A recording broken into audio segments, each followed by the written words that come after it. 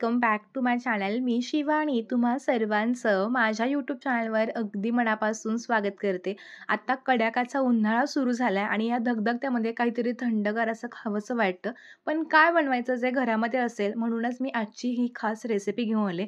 Recipe साधी सोपेच, चला सुरुवात करू. तर त्यासाठी आज आपण ना काकडीचा उपयोग करून ही रेसिपी बनवतोय.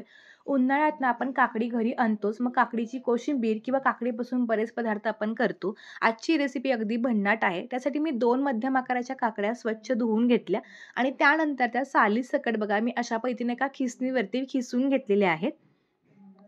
आता संपूर्ण काकडी बघा मी अगदी अशीच पद्धतीने छान अशी खिसून घेतलेली आहे. आता काकडी खिसून झाल्यानंतर आपण लगेच जी पुढची कृती आहे ती करणार आहोत. तर त्यासाठी एका मिक्सरच्या भांड्यामध्ये ही खिसून घेतलेली काकडी घालायची. बरेच जण मला म्हणतील की ताई मग काकडी खिसलीच का? पण मी तुम्हाला ते पुढे सांगेनच. त्यासाठी बघा इथे 4 ते 5 हिरव्या मिरच्या घेतल्या. लहान मुलं खाणार असेल तर ह्याचं प्रमाण तुम्ही थोडं कमी करू शकता. त्यानंतर थोडीशी कोथिंबीर घालायची आणि आता आपण हे सगळं बारीक वाटून घ्यायचं.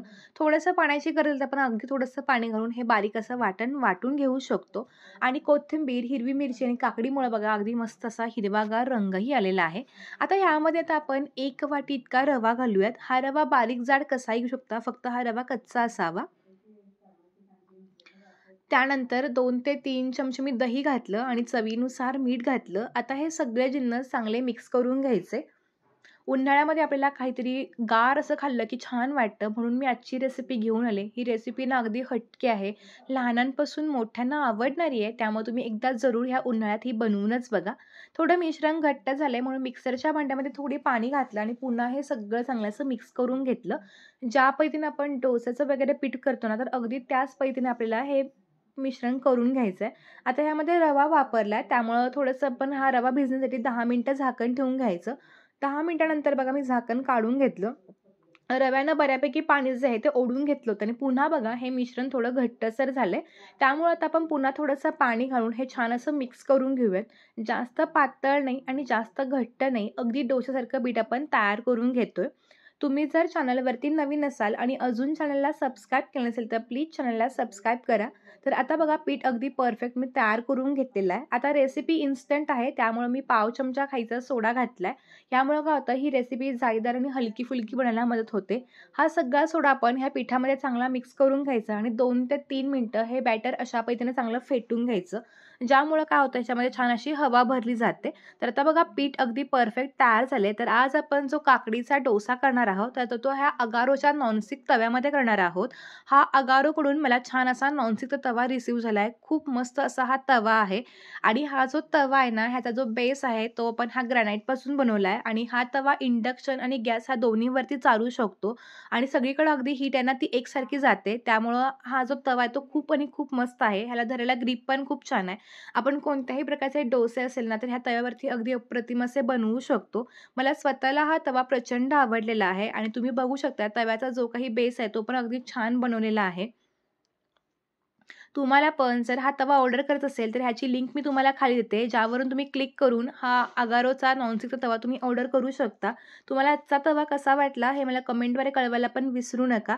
आता आपण जो डोसा आहे तर तो बनवायला सुरू करूयात. त्यासाठी हा तवा मी गॅसवरती चांगला गरम करून घेतला. थोडंसं तेल लावून घ्यायचं आणि आता गॅस थोडा मध्यम करायचा. पळी भरून बॅटर तव्यावरती टाकून अगदी गोलाकार रीतीनं हा डोसा चांगला पसरवून घ्यायचा. ज्या पद्धतीने आपण पेपर डोसे करतो अगदी त्याच पद्धतीनं डोसा चांगला पसरवून तयार झाला की गॅस मोठा करायचा आणि छानपैकी असा हा रंग येऊपर्यंत आणि कुरकुरीत होईपर्यंत भाजून घ्यायचा.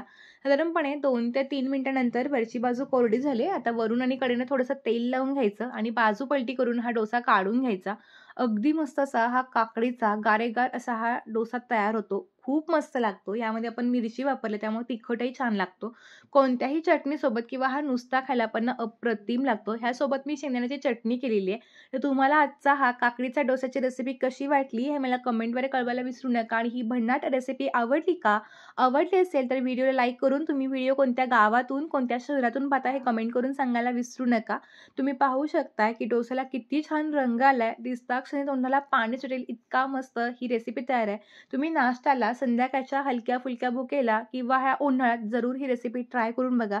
रेसिपी ट्राय करून बघितल्यानंतर ती कशी झाली हे तुम्ही मला कमेंटद्वारे किंवा Instagramवरती तुम्ही मला फोटो पाठवू शकता, ज्याद्वारे मला कळेल की तुम्ही हा व्हिडिओ किंवा तुम्ही हा डोसा कसा बनवलाय ते. काकडीमुळे त्याला रंगही खूप छान येतो आणि नेहमी आपण काकडीची कोशिंबीर करण्यापेक्षा हा डोसा कधीतरी ट्राय करायला काहीच हरकत नाहीये.